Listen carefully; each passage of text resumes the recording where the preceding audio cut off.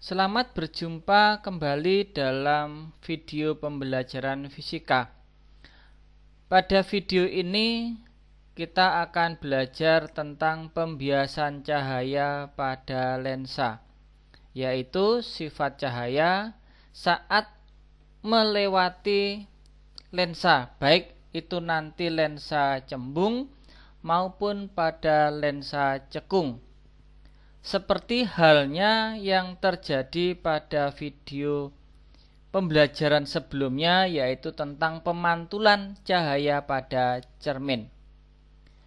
Bagaimana perbedaan pemantulan pada cermin dan pembiasan pada lensa? Maka mari kita ikuti pembelajaran pada video ini. Lensa merupakan benda bening yang mempunyai dua bidang batas permukaan. Jadi lensa itu merupakan benda bening sehingga dapat dilewati oleh cahaya. Untuk selanjutnya, lensa dibedakan menjadi dua jenis, yaitu lensa cembung atau lensa konveks dan lensa cekung atau lensa konkav. Untuk membedakan jenis lensa ini, kita sangat mudah mengenalinya, yaitu lensa cembung itu memiliki bagian tebal tengah, sedangkan jika lensa cekung itu maka memiliki bagian tipis tengah. Nah, inilah beberapa bentuk dari kelompok lensa cembung dan lensa cekung. Jadi, ketika kita mengetahui bahwa sisi atau bagian tengah itu lebih tebal, maka kita menyebutnya sebagai kelompok lensa cembung. Sedangkan jika bagian tengah itu memiliki tingkat yang lebih tipis, maka kita menyebutnya sebagai lensa cekung.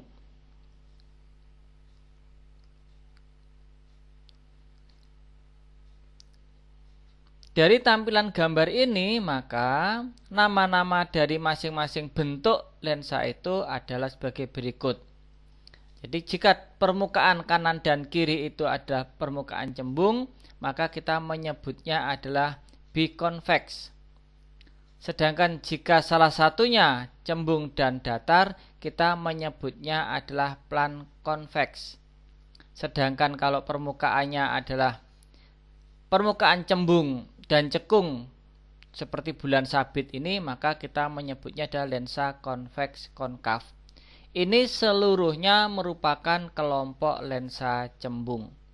Demikian juga untuk yang sisi yang kanan, maka ini adalah lensa konkav, maka bikonkav, kemudian plan konkav, dan selanjutnya adalah konkav konveks. Ini adalah kelompok lensa cekung. Maka kita menyebutkannya secara bahasa Indonesia. Jenis lensa kita sebutkan terlebih dahulu, untuk selanjutnya kita menyebutkan permukaan yang lain. Misalnya ini kelompok lensa cembung, maka kita menyebutnya semuanya lensa cembung, baru diikuti dengan permukaan yang lain, yaitu datar, kemudian cembung dan cekung. Sedangkan yang tiga ini ada kelompok lensa cekung, semuanya cekung, cekung dan cekung, baru kemudian kita menyebutkan permukaan yang lain, cekung rata, cekung cembung atau cekung cekung. Karakteristik dari lensa ini adalah dengan mengetahui bagaimana jari-jari kelengkungannya masing-masing. Sehingga kalau lensa cembung cekung atau lensa cembung itu memiliki karakter bahwa jari-jari yang cembung, jadi kalau ini jari-jari yang kiri yang cembung, itu memiliki nilai ukuran yang lebih kecil dibandingkan jari-jari permukaan yang cekung. Maka ini kita sebut sebagai lensa cembung. Sedangkan kalau lensa cekung, itu permukaan cekungnya yang memiliki jari-jari yang lebih kecil. Jadi permukaan cekung yang ukurannya lebih kecil dari permukaan cembung, maka kita menyebutnya sebagai lensa cekung. Sehingga pada gambar yang paling kanan, permukaan cekung ini jari-jarinya lebih kecil dibandingkan permukaan yang cembung, jari-jarinya lebih besar. Jadi semakin landai itu menunjukkan nilai jari-jarinya semakin besar, dan kalau semakin curam itu menunjukkan nilai jari-jarinya menjadi lebih kecil. Oleh sebab itu permukaan datar itu kita anggap memiliki jari-jari yang sangat besar atau jari-jari dengan nilai R tak berhingga karena sangat besar. Maka permukaannya seolah-olah menjadi permukaan yang datar. Untuk bentuk permukaan yang berbeda, penyebutan nama lensa dilihat dari ukuran jari-jari yang lebih kecil. Sehingga jika nanti kita mendapatkan suatu permukaan dengan jari-jari yang berbeda, Anda menyebutkannya adalah yang jari-jari kecil terlebih dahulu. Itu memiliki permukaan apa? Kalau yang jari-jari kecil permukaannya cekung, berarti itu ada lensa cekung. Dan sebaliknya, jika yang kecil adalah permukaan cembung, maka itu adalah kelompok lensa cembung. Demikian halnya dengan cermin, lensa pun juga memiliki jarak fokus. Penentuan jarak fokus pada lensa sangat berbeda dengan pada cermin. Karena jarak fokus lensa ini akan ditentukan oleh jari-jari kelengkungan, kemudian indeks bias bahan lensa, dan juga tempat di mana lensa itu digunakan. Jarak fokus lensa ditentukan menggunakan persamaan sebagai berikut. Jadi inilah persamaan untuk menentukan jarak fokus suatu lensa, di mana F adalah jarak fokus lensa, NL adalah indeks bias bahan pembuat lensa, kemudian NM adalah indeks bias di mana lensa itu digunakan, R1 dan R2 adalah jari-jari dari permukaan bidang dari masing-masing lensa itu. Biasanya jika lensa dibuat dari kaca, NL menggunakan nilai 1,5 dan menggunakan mediumnya biasanya digunakan di udara sehingga NM-nya sama dengan 1. Kecuali kalau di dalam soal disebutkan lensa digunakan di tempat tertentu, misalnya direndam di dalam air atau direndam di dalam bensin, tentunya nilai NM akan berbeda sesuai dengan indeks biasnya medium-medium yang digunakan itu.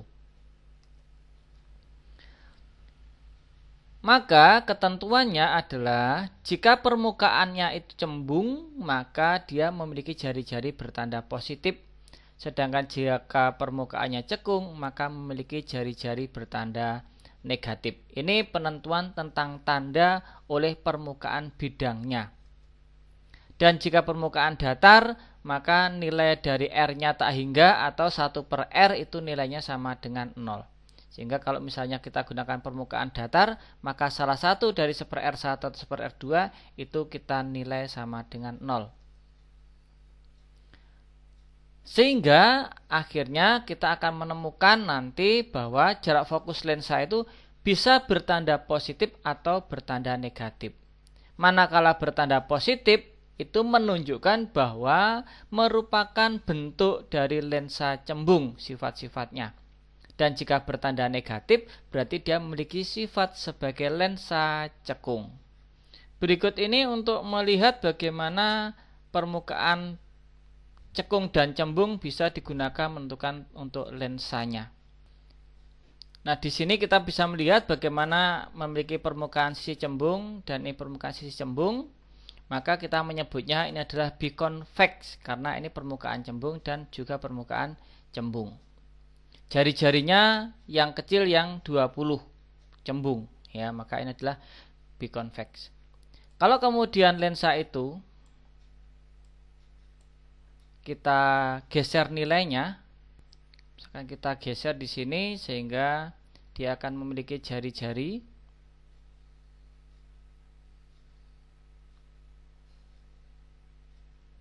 Di sini kelihatan sekali jari-jarinya, bahwa yang memiliki jari-jari kecil adalah permukaan cembung, dan R2 jari-jarinya besar bertanda negatif permukaan cekung, maka ini masih merupakan sifat dari permukaan memiliki sifat dari lensa cembung. Karena yang permukaan cembung memiliki nilai jari-jari yang lebih kecil. Sedangkan untuk gambar ini nilai 26 dimiliki tanda negatif, artinya bahwa lensa yang sedang kita tunjukkan di sini merupakan jenis lensa cekung. Karena jari-jari yang kecil dimiliki oleh permukaan yang cekung, maka dia kelompok lensa cekung. Meskipun ini kemudian kita jadikan dia sebagai permukaan yang cembung dengan bertanda positif, tetap ini merupakan sifat dari cermin cekung. Kenapa? Kembali karena permukaan cekung itu memiliki nilai yang lebih kecil dibandingkan oleh permukaan cembung yang angkanya 125. Jadi yang dilihat angkanya, tanda itu hanya akan menunjukkan kalau yang kecil negatif berarti dia akan bersifat sebagai lensa negatif. Sehingga dari persamaan inilah kita bisa menentukan berapa jarak fokus dari suatu lensa itu. Sebagai contoh, misalnya sebuah lensa terbuat dari kaca, ini biasanya kaca indeks biasnya, dengan permukaan cembung jari-jarinya 40 dan permukaan cekung jari-jarinya 30. Tentukan nama lensa dan jarak fokus lensa di udara. Untuk menemukan nama lensa, ingat kita menyebutkannya yang jari-jarinya lebih kecil. Karena jari-jari yang kecil adalah miliknya lensa cekung, maka ini adalah lensa cekung cembung, yaitu nanti memiliki sifat sebagai lensa cekung.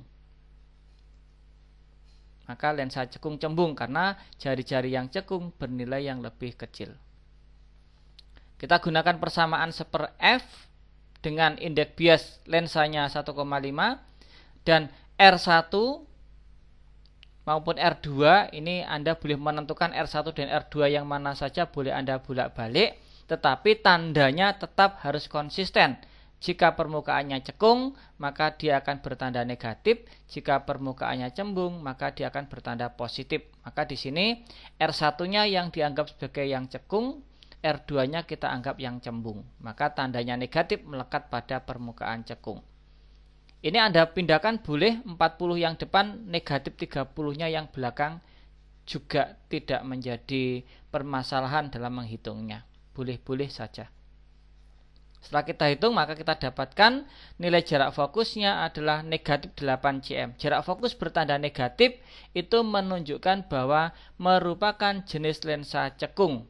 Dapat dilihat juga dari nama yang di depan ini juga namanya adalah lensa cekung dengan permukaan cekung cembung.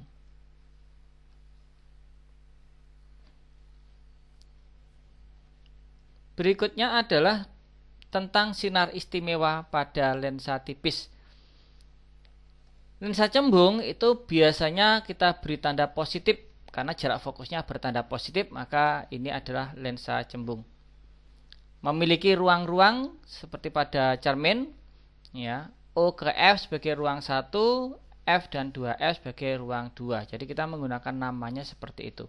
Bagian depan dan belakang boleh bertukar. Jadi misalkan yang sebelah kiri bagian depan, maka yang kanan bagian belakang, atau sebaliknya, ya. Tetapi yang pasti letak benda berada di depan lensa. Ini sinar datang sejajar sumbu utama dibiaskan, jadi melewati karena dibiaskan menuju titik fokus. Sinar yang melewati titik fokus dibiaskan sejajar sumbu utama, dan sinar yang melalui pusat dari lensa akan dibiaskan terus. Untuk lensa cekung, 3 sifat sinar utamanya adalah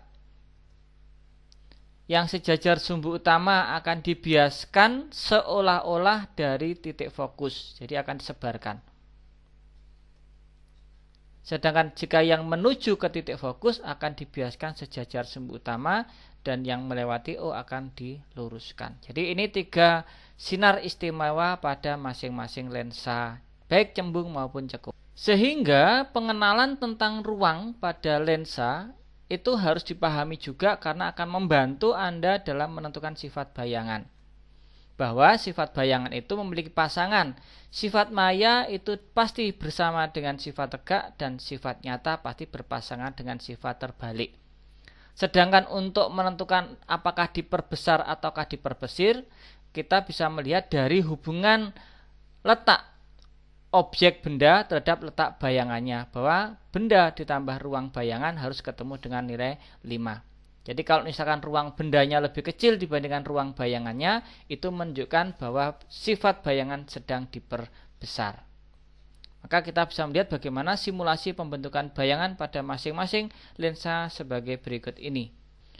Ini adalah lensa cembung. Jadi lensa cembung itu memiliki tanda anak panah seperti ini. Ya, anak panah ini lensa cembung atau bertanda positif. Maka untuk keadaan benda dapat kita atur menggunakan posisi menggeser-menggeser ini. Sehingga kita bisa melihat pada saat benda ada di ruang 3, ruang 1, ruang 2, ruang 3, maka letak bayangan berada di ruang 1, 2, di ruang 2. Maka benda di ruang 3, bayangan di ruang 2. Sifatnya diperkecil. Dan letak benda dengan letak bayangan itu beda tempat. Maka salah satunya adalah benda nyata, ini bayangan maya. Jadi kalau tempatnya terpisah seperti ini, pasti yang satu bersifat nyata, bayangannya bersifat maya. Pembentukan bayangannya akan seperti ini. Sinar datang, maka dua sinar datang ini akan dibiaskan oleh permukaan lensa sehingga akan terbentuk bayangan yang ada di sisi kanan dari lensa itu. Dan sifatnya adalah terbalik. Sifat terbalik dimiliki oleh sifat bayangan nyata. Sifat bayangan nyata. Untuk mengamati menggunakan lensa, jadi kita itu mata kita ada di sebelah sini ya, kita melihatnya dari sini melihatnya.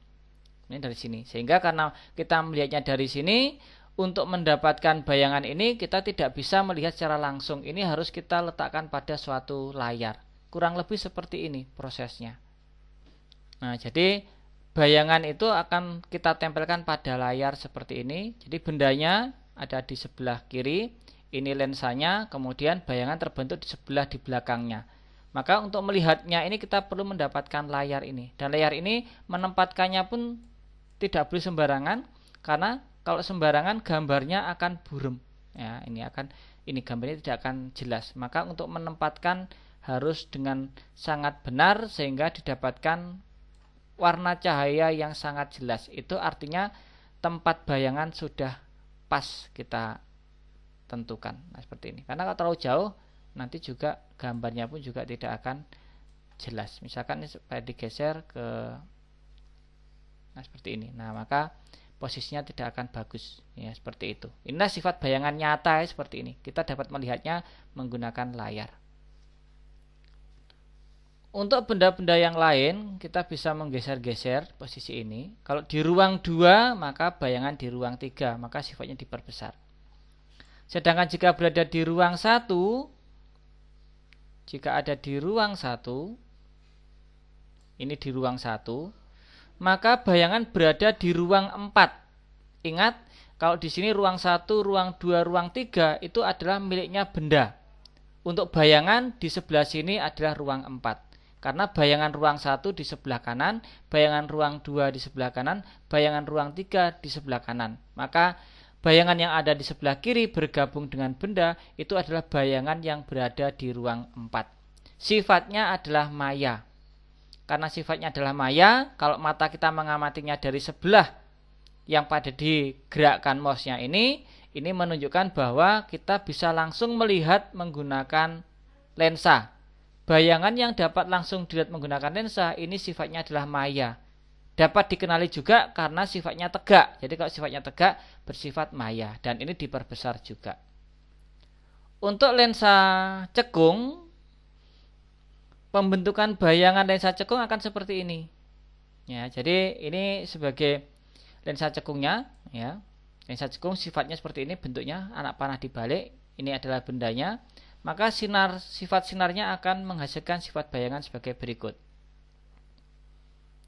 Ini benda, kemudian cahaya akan dibiaskan sehingga akan terbentuk bayangan yang berada pada posisi diperkecil dan berada pada satu ruang dengan benda. Bayangannya bersifat tegak, maka ini sifatnya adalah maya. Jika benda ini digeser-geser, maka akan berdampak pada ukuran dari bayangan yang dihasilkan. Ukurannya yang berubah. Sedangkan posisinya, dia akan selalu tetap di posisi bersama dengan benda. Artinya apa? Sifat bayangan yang dihasilkan oleh cermin cekung selalu bersifat maya dan diperkecil.